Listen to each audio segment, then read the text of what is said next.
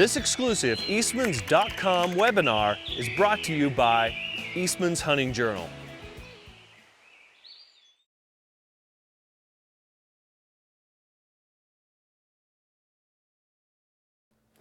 Hi, I'm Adam Bender with Eastman's Bow Hunting Journal, and today we're going to go over 10 easy steps on how to build a killer arrow. The first step that we're going to go over is choosing your arrow. There's all kinds of different arrows out there today, from manufacturers to types of arrows to the material they're made out of. But the first thing you're going to want to do is determine what arrow is right for you. Head on over to Easton's website, and they actually have a chart that you can download on to figure out the exact arrow that you need.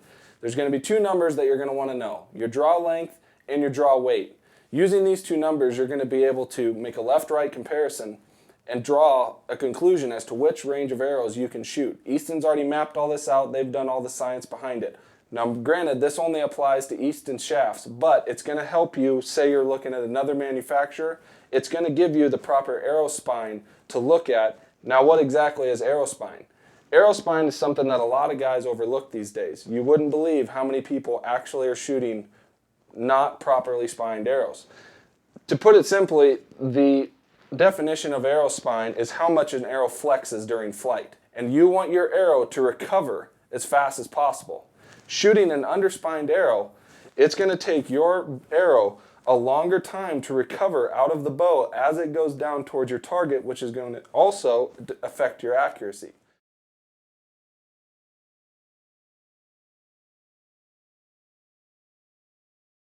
Once you've selected the proper arrow for your bow's draw length and draw weight, you want to mark where to cut these arrows. These shafts come at a predetermined length, and they're of course extra long, so you want to shorten them up by cutting them. But what you have to do is measure where you want to cut these so they're all the same exact length. To do that, you actually have to put one of these shafts in your bow, draw your bow back, have a buddy or someone else mark with a marker on the arrow where the proper clearance is on your bow. So first thing we're going to do is Adam's going to put this shaft in his bow and draw it back.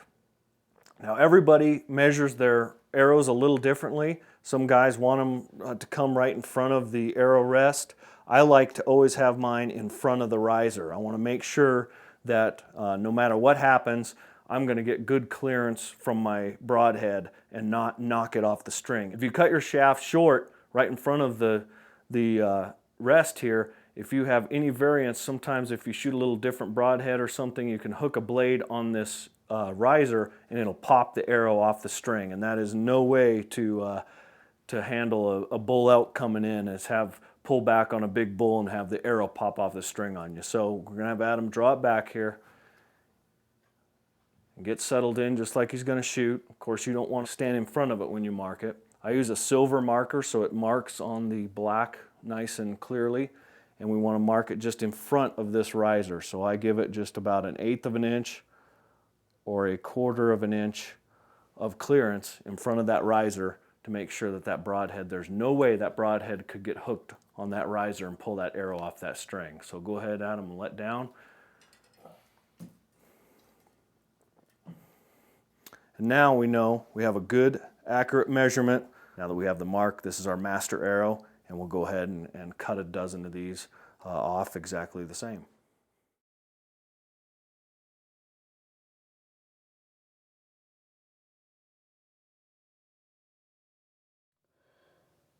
Okay, so now that we've determined that my arrow is 30 1/4 inches, I'm going to come down to the tape on the arrow saw, and I'm going to go to 30 1/4 inches. Lock it down, and then you'll want to double check your measurement against your mark.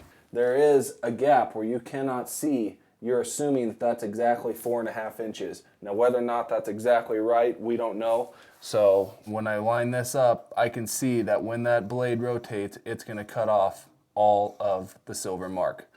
Make sure that this is tightened so it's not going to wiggle loose, because as you do 12 arrows in a row, it's going to want to wiggle loose, so make sure it's tight. So once you have your arrow saw locked down and in place, you're going to want to make sure that when you bring the arrow to the saw, you spin it in a backwards motion and push it through the blade. Another thing to pay close attention to on this is make sure that your nock is flush against the back wall the entire time you spin the arrow. If you have it pulled out and you slip, basically what's going to happen is you're going to have different arrow lengths. So make sure that the arrow is pushed all the way back against the wall, and as you bring the arrow to the saw, rotate it backwards until it's cut all the way through.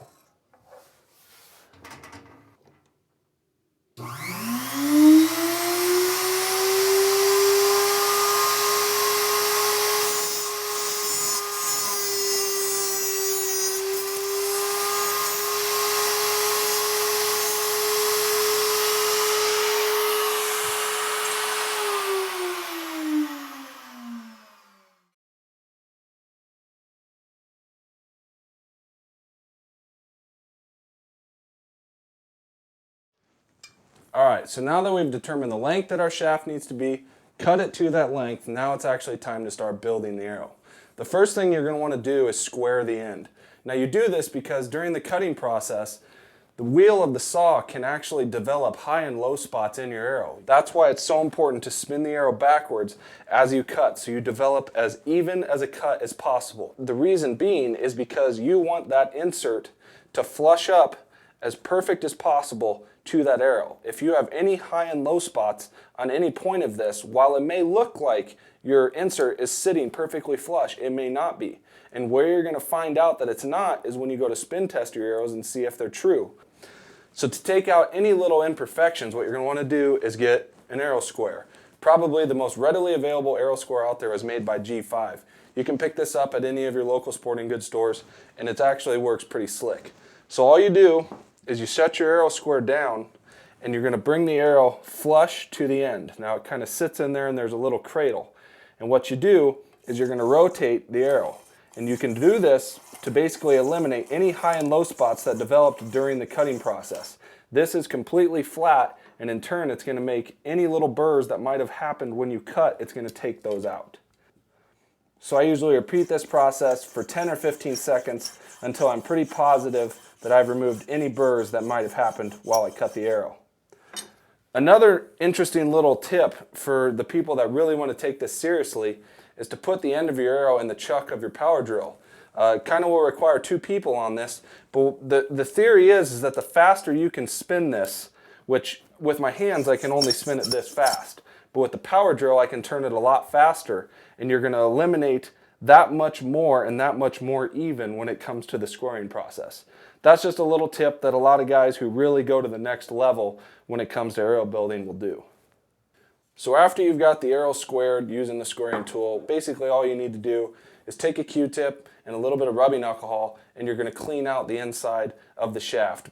Carbon can develop down in there, little burrs, little sand shavings, and you don't want that stuff trapped in your arrow because once the insert goes in, it's not coming back out.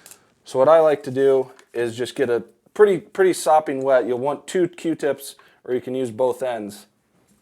And you basically just run this down the inside of the shaft and clean out any little bit.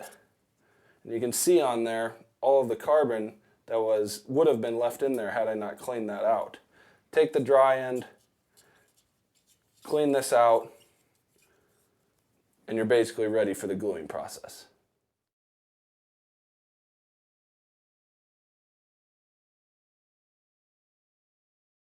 Alright, so now that we've got our arrow squared, cleaned out, it's time for the insert.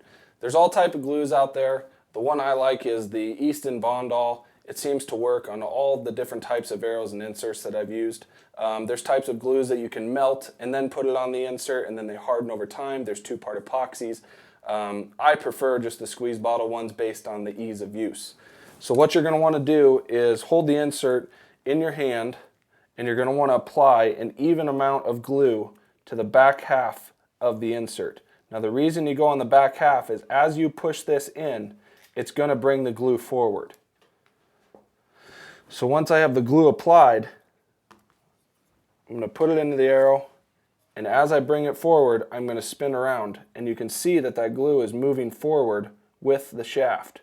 For the last step, bring it down to a hard surface, press tight, and just clean off the excess. One thing you want to make sure that you have is once these are set, you want to give these a good, they say a couple hours to rest before you go shoot them.